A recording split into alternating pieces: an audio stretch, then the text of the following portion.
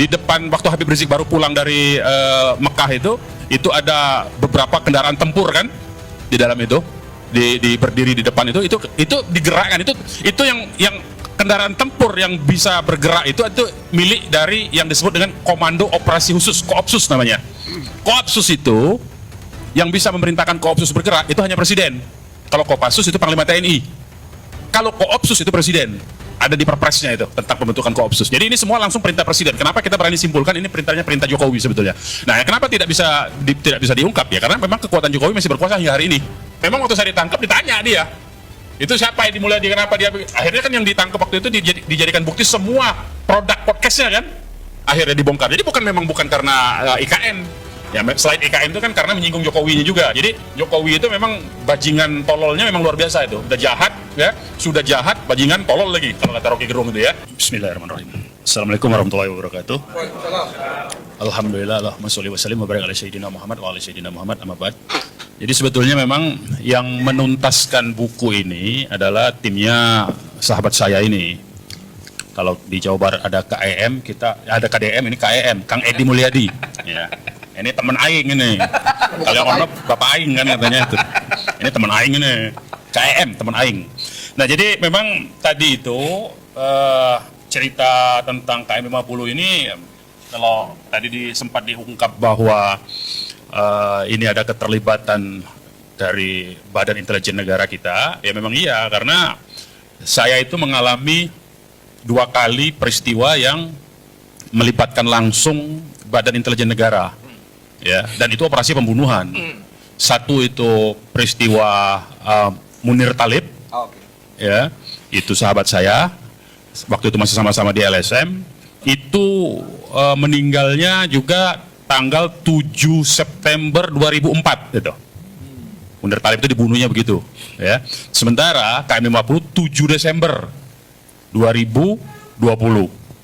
Jadi sama-sama tanggal 7 nih. Ini dan semua pembunuhan atau peristiwa yang penghilangan nyawa yang tidak terungkap dengan tuntas itu biasanya melibatkan aparat negara. Ya, dalam peristiwa Munir saya ikut juga jadi tim penyelidiknya. Waktu itu yang bentuk timnya itu adalah SBY waktu itu presidennya. Kita bekerja dan memang ternyata ada tangan-tangan dari oknum-oknum intelijen. Nah, juga begitu di KM 50 ini sebetulnya motifnya, kalau Munir kan juga motifnya motif politik sebetulnya ya. Nah, ini juga motifnya motif politik sebetulnya. Di buku ini memang kita tampilkan ya catatan-catatan awal. Bukti motif politiknya itu adalah misalnya ini ada sengaja memang di halaman, nanti kalau ada buku itu sudah dibagi ya di halaman 19, ini sayangnya belum dicetak lagi ulang ya, kita harapkan ini bisa dicetak ulang lagi. Di halaman 19 ini ada dari PLT Kabinda DKI Jakarta, ini tulisannya begitu langsung. Ini kita dapat dari mana?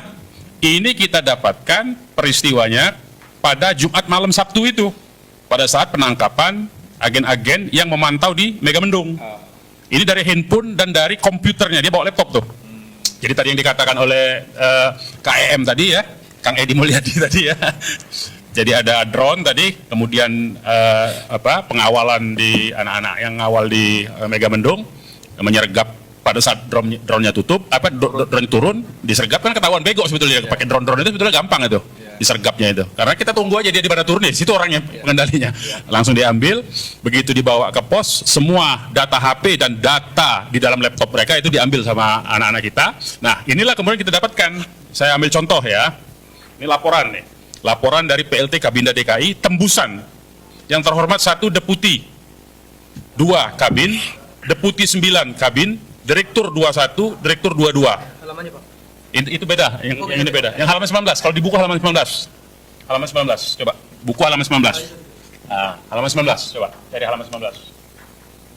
Halaman 19. Terus, halaman 19. Ada itu. Terus bawahnya ini yang dalam kotak.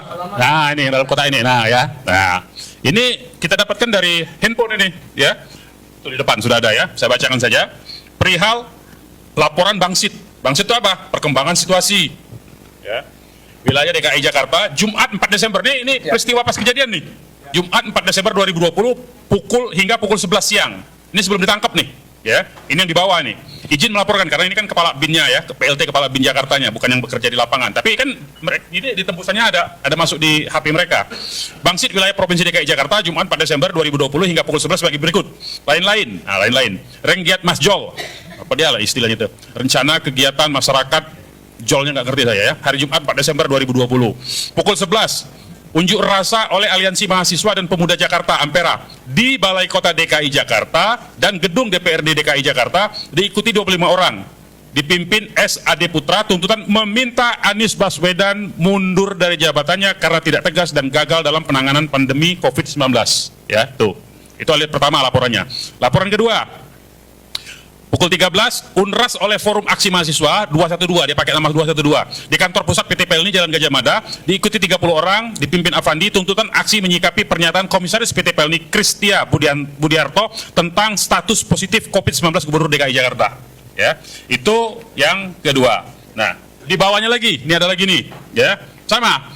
Kepada yang terhormat, itu ini WA, ini dari WA ya, Pak Bonar Panjaitan tuh, paling ujung tuh ya. Pak Bonar Panjaitan. Kepada yang terhormat Kasatgas Delima dari Kabak Ops Delima, kepada bagian operasi ya. Perihal laporan briefing harian Satgas Delima pada 4 Desember 2020, nah hari yang sama itu sebelum ditangkap ya, pukul 17.55. Nah ini pada saat kita berkumpul di Megamendung itu, ini sedang dimonitor nih. Sampai dengan pukul 18.15, ini belum ditangkap nih, karena ditangkap itu menjelang maghrib tuh ya, agen-agen. Di posko Satgas Delima Tebet, Jakarta Selatan, berlangsung briefing harian Satgas Delima, dipimpin Kabak Ops dan dihadiri 4 orang. Selanjutnya dapat dilaporkan sebagai berikut. 1. Kabak Ops menyampaikan sebagai berikut, tim Jaksik. Nah, Jaksik itu penjajakan situasi, ya, dan perkembangan. Terus melakukan pemantauan di sekitar markas syariah Megamendung. Nah, itu yang ditangkap tuh yang itu tuh, ya. Tim Jaksiknya itu tuh. Dan terpantau adanya kontra dari personil BAT Intel FPI, ya. Untuk itu harus lebih hati-hati dan waspada. Ya, ini waktu ini menjelang-menjelang ditangkap itu karena 18.15 tuh. B. Tim Lidik Monas Pendalaman PT Bahana Prima Nusantara, pemenang proyek revitalisasi Monas. Jadi ini yang kedua ini apa? Yang B itu. Yang B itu adalah waktu itu Gubernur DKI Jakarta Anies Baswedan itu melakukan proyek revitalisasi Monas. Dan Anies itu pada awalnya mau dihajar dengan isu korupsi ya ini. Sebelum isu korupsi formula itu, formula pembangunan formula di Ancol itu ya. Nah, kemudian tim propaganda. Nah, jadi mereka punya tim propaganda. Produk propaganda konten hari ini 6 video. Mereka produksi itu. Makanya jangan sembarang-sembarang tuh. Yang beredar hari ini banyak-banyak video dari produksi mereka juga itu, ya. 6 video dan 11 meme. Tuh, bayangkan tuh hari itu aja 6 video dan 11 meme tuh dia keluarkan tuh tim propaganda. Bertema pengakuan MRS. Tuh.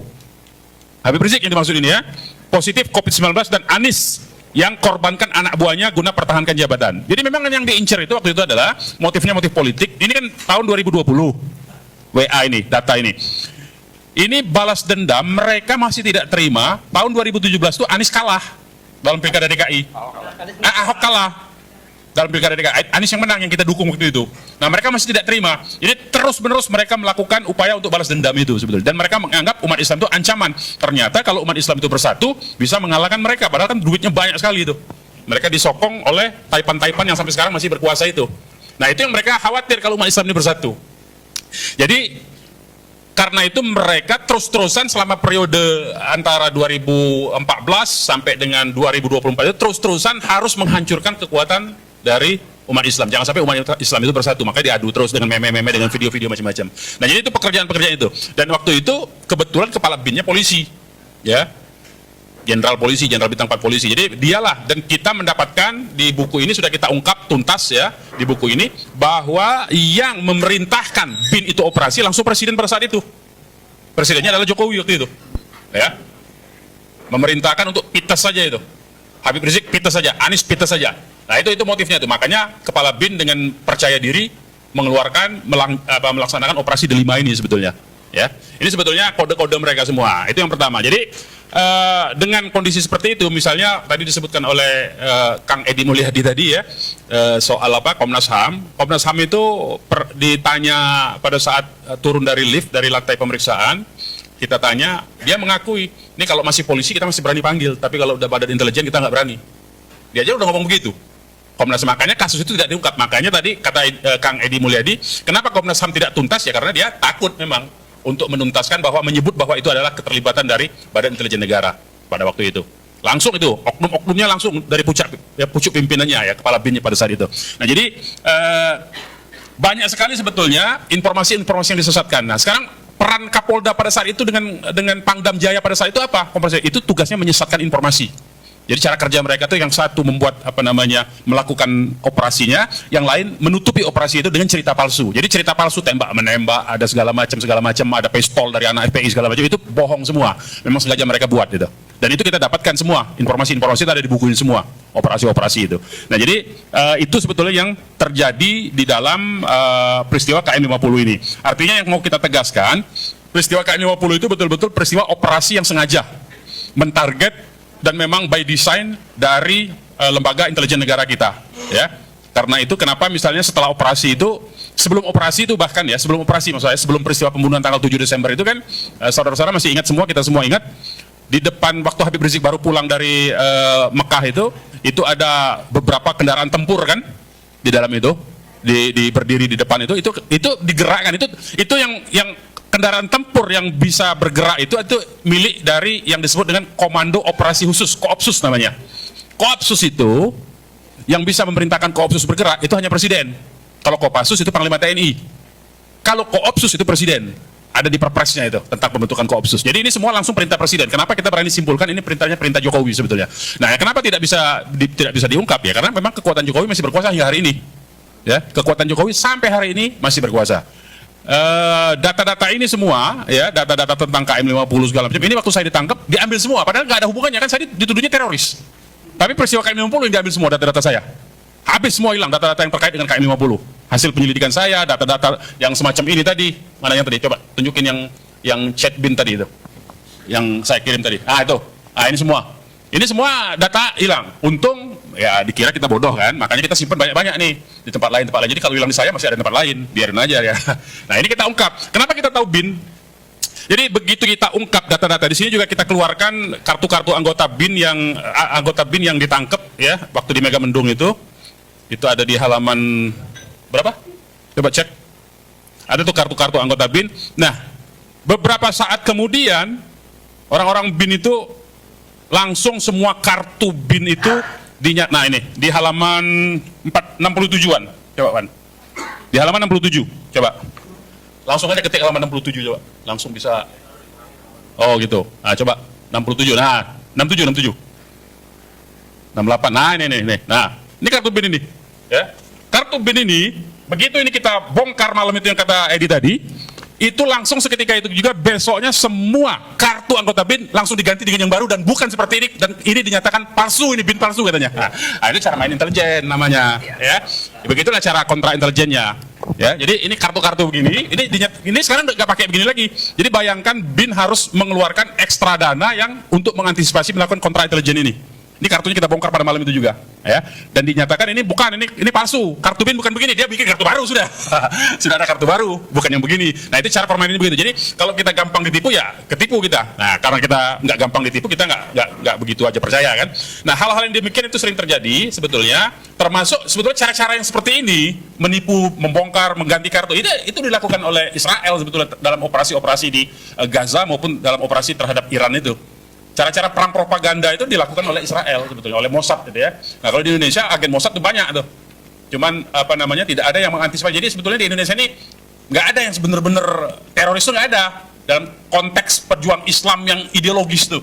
Teroris mungkin ada ya. Kenapa teroris ada? Ya, teroris itu kan ngawur-ngawur dia biasanya. Kalau teroris itu ngawur pasti, sembarangan dia. Ngebom di pasar lah, ngebom di masjid, ngebom di tempat-tempat umum yang sasarannya nggak jelas. Nah itu teroris memang itu.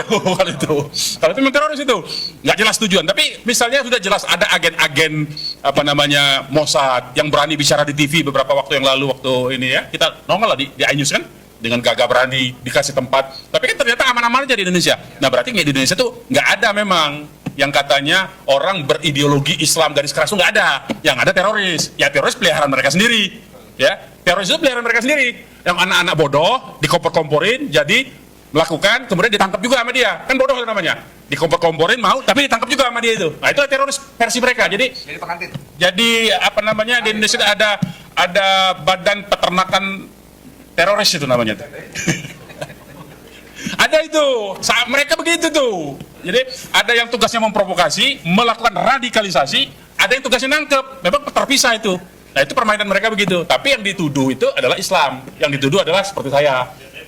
Badan? Bukan saya ngomong ya. Nah jadi kira-kira begitu ya.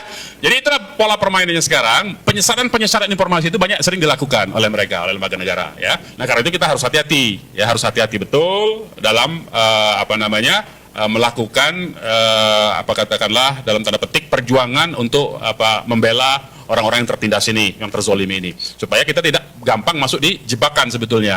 Jadi Kang Edi Mulyadi ini ditangkap itu karena berulang-ulang menyiarkan tentang KM 50 sebelum dia ditangkap itu. Berulang-ulang tuh podcast sama saya soal KM 50. Habis itu dia datang sendiri ujuk-ujuk ke lokasi KM 50, dia siar begitu ya. Akhirnya memang waktu saya ditangkap ditanya dia, itu siapa yang dimulai, kenapa dia, akhirnya kan yang ditangkap waktu itu dijadikan bukti semua produk podcastnya kan, akhirnya dibongkar. Jadi bukan karena IKN ya, selain IKN itu kan karena menyinggung Jokowi juga. Jadi Jokowi itu memang bajingan tololnya memang luar biasa itu, udah jahat ya, sudah jahat bajingan tolol lagi kalau kata Rocky Gerung itu ya. Saya ngutip Rocky Gerung aja soalnya. Nah jadi hal-hal yang demikianlah sebetulnya yang terjadi di negara kita sampai hari ini belum pernah dimintai pertanggungjawaban karena kekuatan Jokowi ini memang masih luar biasa. Dan dia sedang memainkan permainan untuk mendorong anaknya supaya jadi RI1 sebetulnya sekarang ini. Nah, kita sudah berupaya dalam konteks KM 50 ini untuk kita sudah buat laporan sebetulnya ke ICC. ICC itu lembaga internasional resmi, pengadilan pidana internasional. Dia berlokasinya di Den Haag ya, di Belanda. Jadi mudah-mudahan nanti komunikasi dengan ICC ini akan berlanjut. Sekarang ini masih dalam tahap verifikasi ya, bukti-bukti yang kita ajukan masih diperiksa. Mungkin nanti suatu saat akan ada tiba saatnya sebagaimana mantan presiden Filipina